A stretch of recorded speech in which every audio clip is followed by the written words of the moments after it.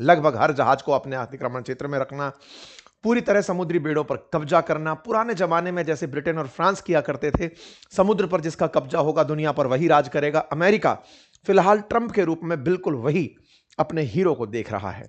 Johnny Depp की feeling के साथ में फिलहाल ट्रंप जहाजों को लूटते हुए दिखाई दे रहे हैं। एआई पर वीडियो वायरल है जब ट्रंप वेनेजुएला के जहाजों को अपने सीजर क्षेत्र में लेकर जा रहे थे। वेनेजुएला से पानी के जहाज नहीं, तेल के जहाजों को ये कब्जा कर रहे थे। तेल के जहाजों को कब्जा करते करते इन्होंने वेनेजुएला के तेल पर कब्जा कर लिया। यहां तक सब समझ में आया। हाल ही में इन्होंने एक खेला कर दिया, और यह अक्सर माना जाता है कि जब आप अपराध कर रहे हो तो उसकी एक अति आती है, और जब अति आती है उसके बाद में केवल विनाश ही उसका परिणाम बनता है। हाल ही में अमेरिका ने ट्रंप के नेतृत्व में रूस के एक जहाज को पकड़ लिया है।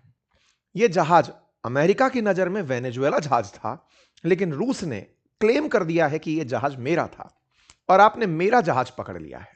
और रूस के द्वारा यह क्लेम करने के बाद स्थितियां कैसे बदल रही हैं, आज के सेशन में हम जिक्र करेंगे कि क्या रूस अपने जहाज को छुड़वाने के लिए शक्ति का प्रयोग कर सकता है, और जब तक अमेरिका और रूस एक दूसरे के सामने कन्फ्रंट नहीं करेंगे तब तक इस धरती से अमेरिका रूपी पाप खत्म नहीं होगा।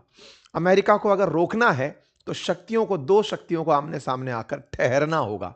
तो क्या रूस कन्फ्रंटेशन के लिए तैयार है?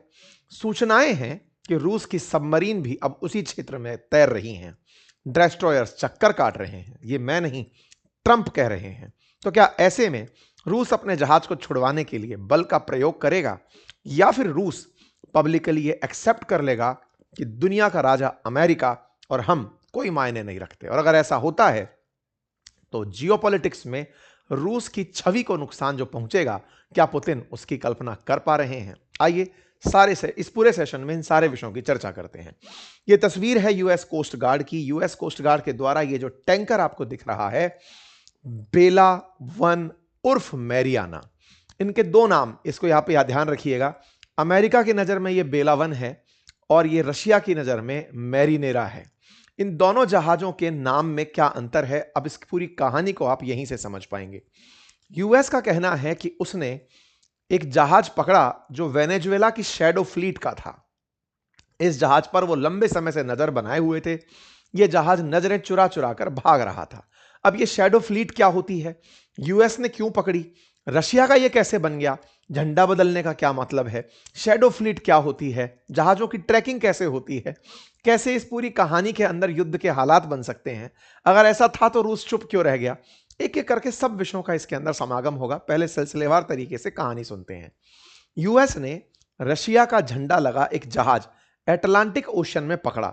यह बात यूके ने भी कंफर्म की। यूके ने कहा हम भी इस काम में यूएस की मदद कर रहे थे। बोले बहुत बढ़िया साहब, आप साथ थे? बोले हाँ हम साथ थे।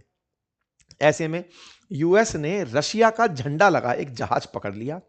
रशिया ने इस विषय पर यूएस को धमका दिया कि आपने ऐसा करके एस्केलेट कर दी हैं, सिचुएशंस बिगाड़ दी हैं। अगर ऐसा है तो इस पूरी कहानी में ये सारा की सारा खेला आपको समझना जरूरी होगा, क्योंकि इस खेले में दो समुंदर हैं, अटलांटिक महासागर और कैरेबियन महासागर। एक टैंक है जिसके दो नाम हैं। बेला वन तब है जब अमेरिका वाले उसको संबोधित करते हैं, और मैरिनेरा तब है जब रशिया वाले उसे संबोधित करते हैं।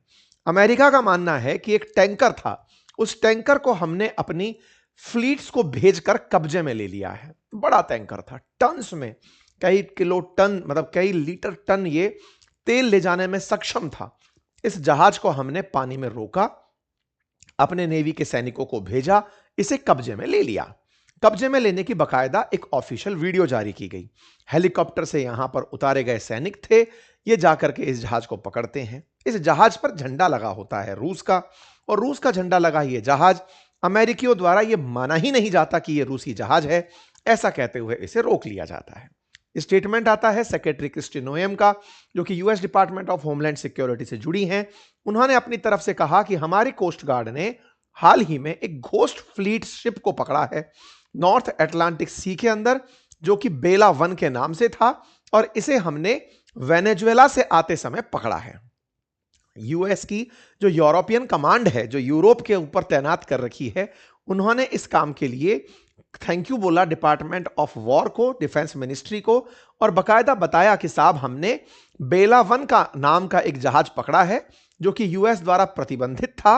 ये नॉर्थ अटलांटिक के अंदर पकड़ा गया है और इसे मतलब जो यूएस का सीजीसी मुनरो है उसने पकड़ा है। यूएस का सीजीसी मुनरो कोस्ट गार्ड का जो शिप था इनका, उसके द्वारा इसे पकड़ा है। कोस्ट गार्ड का मतलब अमेरिका के जो कोस्ट हैं, तट हैं, उसकी रक्षा करने वाले जो तटरक्षक बल हैं, उनका एक जहाज जिसका नाम मुनरो है, मुनरो ने जाकर के साहब इस बेलावन को पकड़ लिया है। यूएस के यूरोपियन कमांड ने बकायदा इस पूरे काम में कहा कि साहब बिल्कुल हम वैसा ही काम कर रहे हैं जैसा आप लोगों ने कहा है। यूरोपियन कमांड ने बकायदा इसकी तस्वीरें डाली। फिर मिनिस्ट्री ऑफ डिफेंस जो यूके का है वो भी निकल कर आता है और वो कहता है कि यूएस के कहने पर हमने इनको सपोर्ट किया, बेला वन को ट्रैक करने में हमने यूएस की मदद की। अब ये ब्रिटेन वाले कहां से कूद गए, अब इसको भी समझेंगे जब हम लोकेशन पर चलेंगे। यूरोपियन कमांड की तरफ से इस बात के लिए धन्यवाद भी दिया गया मिनिस्ट्री ऑफ डिफेंस का कि बहुत धन्यवाद, आपने हमें ये टैंकर पकड़वाने में मदद करी। साथियों, ये टैंकर आपके सामने है। देखिए, समुद्र में इतने बड़े जहाज जो चल रहे होते हैं, ये पूरी तरह से कोऑर्डिनेट्स देखकर चल रहे होते हैं, कहां जाना है, किस रूट पर रहना है, सब कुछ होता है। लेकिन इन जहाजों के ऊपर जिस देश का यह जहाज होता है उसका एक झंडा लगा होता है, जिसे दूर से देखकर पहचान लिया जाता है कि ये इस देश का जहाज है। अगर इनमें मानव तस्करी और वेपन ट्रांसफर नहीं हो रहे हैं तो दूसरे देश की पुलिस यानी कोस्ट गार्ड इन जहाजों को नहीं रोक सकती। उन्हें अगर अंदेशा है तो वो इस बात का वारंट लेकर जहाज पर चढ़ती हैं कि हमें तस्करी, मानव तस्करी का और वेपन तस्करी का आप पर शक है, इसलिए हम इसे बीच में चेक करना चाहते हैं। अन्यथा आपको जिस देश का झंडा लगा है उस देश के साथ कोऑर्डिनेट करना होता है कि सर हमें आपके इस जहाज की जांच करनी है, इसमें कुछ संदिग्ध लग रहा है। जो हाई सी होता है, हाई सी बोले तो हर देश की जो सीमा के बाहर समुद्र है, जो दुनिया के लिए ओपन है, पब्लिक है, एक देश का कॉन्टिनेंटल वाटर से बाहर का जो पानी है, उस पानी में चल रहे जहाजों को हर देश मॉनिटर नहीं कर सकता। वो सबके लिए ओपन है, समुद्र का पानी हर देश के लिए है, वो उसमें अपने जहाज चला सकते हैं।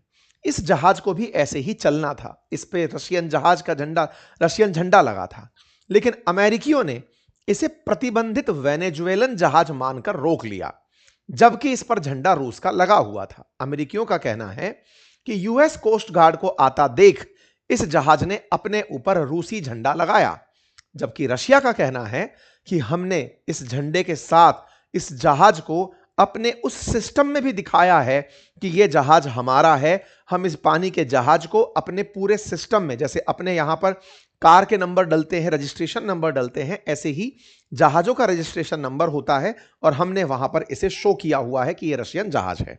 दोनों के अपने अपने पक्ष हैं, हम दोनों पक्षों को आपके सामने रखेंगे। एक बार के लिए थोड़ा मैप